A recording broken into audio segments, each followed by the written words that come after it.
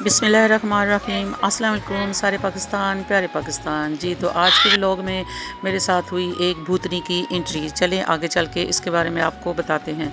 तो आज का व्लॉग है मेरा कबाब के, कच्चे कीमे कबाब के बारे में। मैंने कीमे में लहसुन अदरक डाल के इसको चॉपर में अच्छे तरीके से मैश कर लिया है, इसको बारीक कर लिया है। आपको नज़र आ रहा होगा कि मेरे कीमा में लहसुन अदरक वगैरह मिक्स हुआ हुआ है। 1 किलो से ज़्यादा मेरा कीमा है, तो आधा किलो प्याज को मैंने अच्छे तरीके से चॉपर में चॉप करके और इसको निचोड़ के इसका पानी निकाल लिया है। बाकी प्याज में मैंने 10 अदद 12 अदद मिर्चें डाल के उनको भी मैंने चॉप कर लिया अच्छे तरीके से। अब इसमें मैं ये मसाला डालूँगी। अजवाइन है, ये चिली फ्लेक्स हैं, लाल मिर्चें हैं, नमक है, सूखा धनिया और काली मिर्चें कुटी हुई। अब ये सारे इस मसाले में मैं डालूँगी। साथ 2 मुट्ठी के करीब मैं फ़ाइन आटा, जो आप लोग जिसकी रोटियां बनाते हैं, वो डाल दूँगी।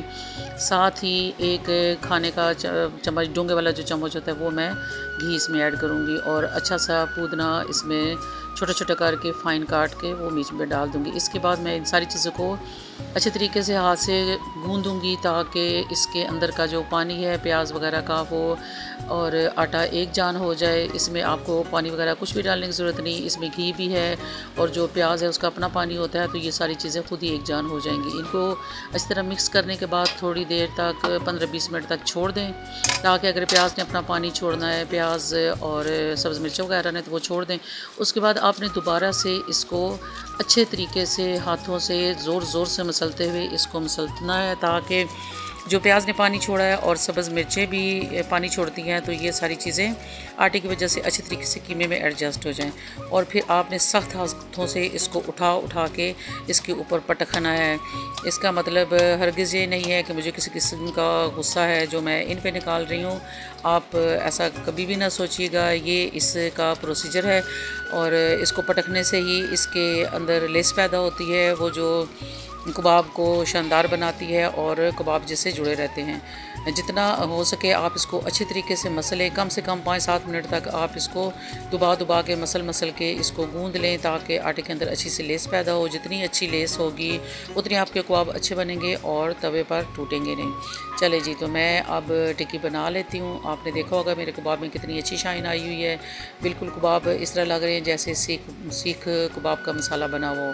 तो शामी कबाब तो है नहीं कि इसकी टिक्की को फ़ाइन तरीके से बनाया जाए और इसकी साइडों का ख्याल रखा जाए, लेकिन आपने इस चीज़ का ज़रूर ध्यान रखना है कि इसकी साइडें टूटी फूटी से ना हो, क्योंकि जब ये तवे पे जाएगा तो फिर टूट जाएगा। बस इसी तरीके से मैं सारे कबाब बना लूँगी। शेप बिल्कुल गोल मटोल होना ज़रूरी नहीं है, लेकिन किनारियाँ इसकी बिल्कुल बारीक ना हो, ताकि तवे पे जब जाए तो ये क्रैक ना हो। बस जी, आज का मेरा कबाब बनाते इधर मैं कबाब बना रही थी, उधर हमारे घर में मेहमानों की एंट्री हो गई है और मेहमानों में बच्चे थे।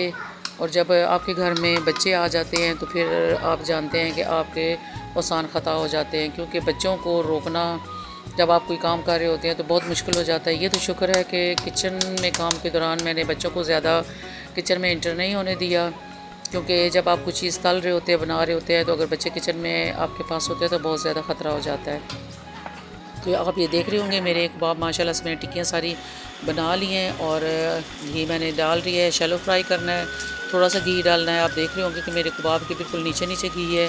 अगर घी ज़्यादा होगा तो आपकी कबाब की किनारियाँ जल जाएंगी और दरमियान से कबाब कच्चा रह जाएगा।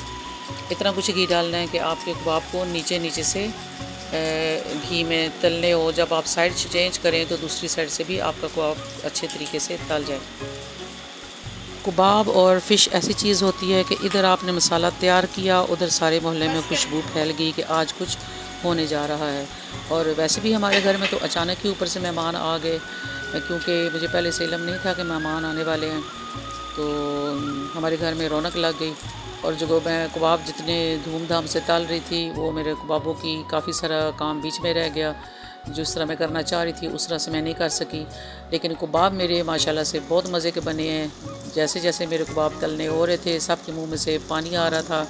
आपको पता है कबाब और मछली जैसे ही उतरती है, तो जो पहली बार वाले कबाब होते हैं या मछली होती है, वो तो आपको दोबारा बर्तन में नज़र नहीं आते, क्योंकि वो चखते ही सफ़ा चट हो जाते हैं। तो मेरे साथ भी ऐसे ही हुआ। जो पहली बार वाले कबाब थे वो तो दोबारा जब मैंने देखा तो मेरा बर्तन खाली था। अल्हम्दुलिल्लाह मेरे कबाब इतने थे कि हम घर वालों को और जो ऊपर से भी मेहमान हमारे आए थे सबको पूरे हो गए और सबको पसंद भी आए।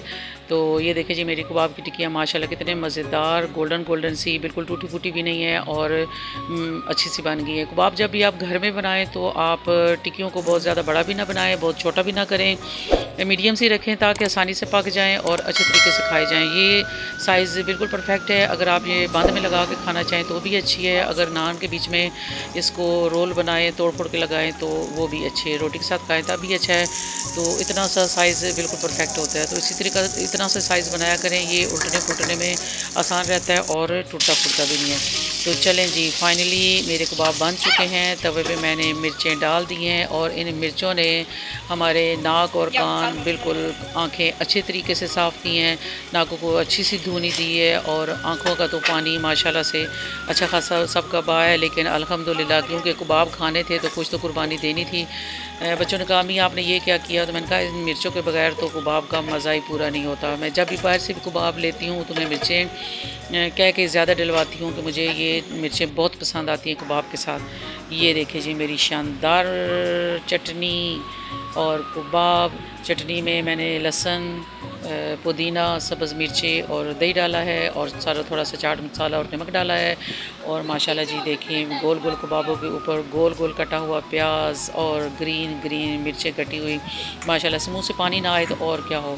अभी मैं वीडियो बना ही रही थी कि ये देखें एक भूतनी का बच्चा हाज़िर हुआ और उसने मेरे सारे कबाबों की सत्यानाशी कर दी। मेरे कबाबों के नाक और कानों में उंगलियां दे दे के इसने उनको तोड़ फोड़ के रख दिया। बड़े मियाँ तो बड़े मियाँ, इधर छोटे मियाँ भी सुभान अल्लाह। बड़े तो वैसे ही उनके मुंह में से पानी आ रहा था, छोटी ने भी आके हमला कर दिया। तो चले जी इंशाल्लाह मुझे उम्मीद है कि आज की रेसिपी आपको पसंद आएगी। आप लोग घर में बनाते रहते होंगे, इस तरीके से भी आप बना के ट्राई करें। असल में मैंने लेना था टेस्टी बाइट और वो मुझे जल्दी में समझ ही नहीं आई, मैं वो ले ही नहीं सकी। सारे जब खा चुके और एक रोटी मेरी आखिरी जब रह गई थी तो मुझे ख्याल आया कि मैंने तो सारों को रोल भी बना के दिया, सब ने वैसे भी कबाब वगैरह खा लिए और मैंने टेस्टी बाइट लिया ही नहीं। फिर मुझ बेचारी के लिए जो आखिर में ये जो रोटी रह गई थी इसके ऊपर मैंने मिर्चें तोड़ के रखी और इनसे ऊपर ज़्यादा सारी मैंने ये चटनी फैलाई और मैंने सोचा कि चलें जी टेस्टी बाइट आपको इसी तरीके से मैं चेक करवा के बता देती हूँ। बाकी तो रेसिपी तो आपने मेरी सारी देख ही ली है। ऊपर मैंने इसके ज़्यादा सारी चटनी फैला के तो इसको मैंने सोचा कि रोल बना लेती हूँ। बाकी सब तो नान वगैरह खा चुके थे। जैसे ही मैं कबाब बना के फ़ारिग हुई तो हमारी आग ख़त्म हो गई थी। तो फिर खाने के लिए हम लोगों ने नान और रोटियाँ बाहर से मंगवाई हैं। ये आखिरी रोटी रह गई थी। ये देखें जी जैसे रोटी लपेट रही थी नीचे से प्याज बोला कि हम भी तो पड़े हैं राहों में, और कितना ज़्यादा पड़ा हुआ था। ये चांद के प्याज के टुकड़े मेरे लिए रह गए गरीबनी के लिए। इतनी मुश्किल से मैंने बनाया, तैयार किया, सारे खा चुके थे। यही 2 प्याज के दाने मैंने बीच में रखे, इसको रोल बनाया और मैंने कहा कि चले जी मैं खुद भी बाइट करके चेक करूँ कि कैसा बना है। और आपको नज़र आ रही होगी कि मेरी प्लेट नीचे से सफाटा चट हो चुकी है, सारे खा चुके हैं। उम्मीद है आपको मेरी आज की रेसिपी और मेहनत पसंद आई होगी। अगर पसंद आई तो लाइक शेयर सब्सक्राइब ज़रूर किया करें, कमेंट कर दिया करें ताकि पता चले कि आज आप हमारी मेहनत को देख रहे हैं। देखने का बहुत बहुत शुक्रिया। आइंदा भी साथ रहें।